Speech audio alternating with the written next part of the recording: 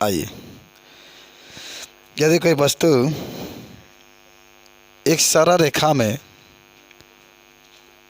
मध्यमान स्थिति के इधर उधर इस प्रकार गति करता है कि वस्तु का त्वरण सदैव मध्यमान स्थिति से वस्तु के विस्थापन के अनुक्रमानुपाती हो तथा त्वरण की दिशा मध्यमान स्थिति की ओर हो, तो इस प्रकार की गति को सरल आवर्त गति कहते हैं। पहले इसके बारे में लिख लेता, समझाते हैं आपको, तो लिख लीजिए। चलो, बहुत होशियार है। तो हम लोग पढ़ेंगे आज सरल आवर्त गति में। देखो कि यदि कोई वस्तु एक सरल रेखा में मध्यमान स्थिति के इधर उधर इस प्रकार की गति करता है कि वस्तु का त्वरण मध्यमान स्थिति से वस्तु के विस्थापन के अनुक्रमानुपाती हो तथा त्वरण की दिशा सदैव मध्यमान की ओर होता है, तो उसे सरल आवर्त गति कहते हैं। तालाब के अंदर तुम लोग कभी तैरे हो? तालाब में नहीं तैरे हो? देखो लाइट भाग गया, झूठ बोल रहे हो तुम लोग। वृत्तीय मार्ग पर घूमता हो, कोई भी चीज़ वृत्तीय मार्ग पर घूमता है ना, तो सरल आवर्त गति की श्रेणी में आ सकता है। आवर्त का मतलब बार बार रिपीट कर रहा है ना, सरल आवर्त गति का मतलब। खाली सरल गति रही तो एकदम सरल गति किसे कहते हैं? जब कोई व्यक्ति सीधा रेखा में चलता है, लेकिन जरूरी नहीं कि वापस आएगा ही।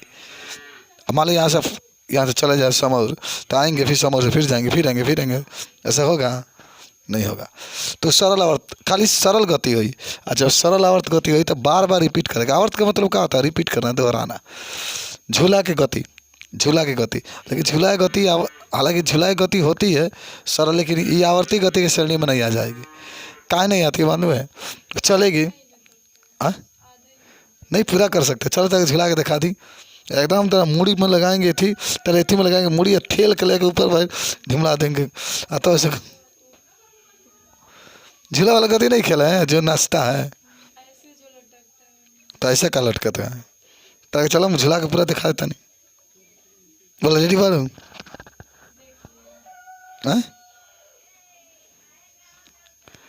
तो झूला की गति ये भी आवर्त गति नहीं होगा। जानते हो कहाँ है? कहाँ कि तनी स्पीड पहला बार में अधिक बनू, तो दूसरा बार में तनी कम, तीसरा में तनी कम, चौथा में तनी कम। यह बल है। प्रत्यानयन बल क्या होता है? एक प्रकार का वह बल होता है जो किसी वस्तु के गति का विरोध करता है। कहता है रुक रुक, और रुका को करके माध्य स्थिति में ला देता है, तो उसी को प्रत्यानयन बल कहते हैं। तो झूला गति हो जाएगा। जल पर तैरता कोई वस्तु, केरा के डमकल तैरते हुए देखें, लकड़ी देखें, बेंच पर बिक दोगे तो तैरेगा वो, लोहा अगर नहीं है तो काहे तैरता है कोई वस्तु? कितना होता है पानी घनत्व? इसलिए आज लकड़ी के एक हिसाब से कम होगा। तो इस जल पर तैरते हुए कोई वस्तु होता है, वह भी माने सरल आवर्त गति करता है। देखो ये आपकी माध्य स्थिति है, ये कोई कण है, इधर इधर गति करता है।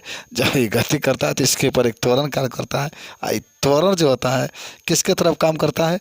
हमेशा साम स्थिति की तरफ कार्य करता है, माध्य स्थिति की तरफ कार्य करता है। तो इसी को हम लोग कौन सी गति कहते हैं? सरल आवर्त गति कहते हैं। बता, सब कुछ समझ में आया? बता देगा ना। अपने माध्य स्थिति की इधर उधर देखो, माध्य स्थिति इधर गति किया, इधर गति किया, फिर इधर, इसी को सरल आवर्त गति कहते हैं। हालांकि ये गति जो होता है रिपीट होता रहता है। देखो यहाँ तो हमेशा आएगा जाएगा। बस समझे? अब इसकी तरह लिख लो हेडिंग, सरल आवर्त गति की विशेषताएं। तो बात किसकी हुई? बात आपकी हो रही है कि सरल आवर्त गति के क्या क्या विशेषताएं होती हैं। तो आप देख भी चुके हैं कि सरल आवर्त गति में सीधा गति करता है वो, उस पर कोई बल कार्य नहीं करता है। मैंने एकदम बात याद करना है कि जो भी वस्तु सरल आवर्त गति करता है उसके ऊपर कोई बल कार्य नहीं करता है। उसका त्वरण शून्य होता है। उसका त्वरण क्या होता है? शून्य होता है। किसका? जो सरल आवर्त गति करता है उसका। इसका वेग क्या होता है? अधिकतम होता है। भी मैक्सिमम ए ओमेगा। अभी सिद्ध करेंगे। गति ऊर्जा क्या होती है? अधिकतम होती है। स्थिति ऊर्जा कितना होती है? शून्य। भाई स्थिति ऊर्जा क्यों शून्य? कोई रुकेगा ही नहीं। जब वो गति को बार बार रिपीट कर रहा है, जब सरल आवर्त गति आपने कहा है वो हमेशा गति करता ही रहेगा, रुकेगा ही नहीं। तो रुकेगा नहीं तो स्थिति ऊर्जा तो शून्य होना ही होना। रुकेगा तब ना स्थिति ऊर्जा का मान कुछ होता है, नहीं रुकता। इसलिए गति ऊर्जा तो इसका हमेशा बना ही रहता है, वेग भी हमेशा बना रहता है। त्वरण का है शून्य होता है? बताओ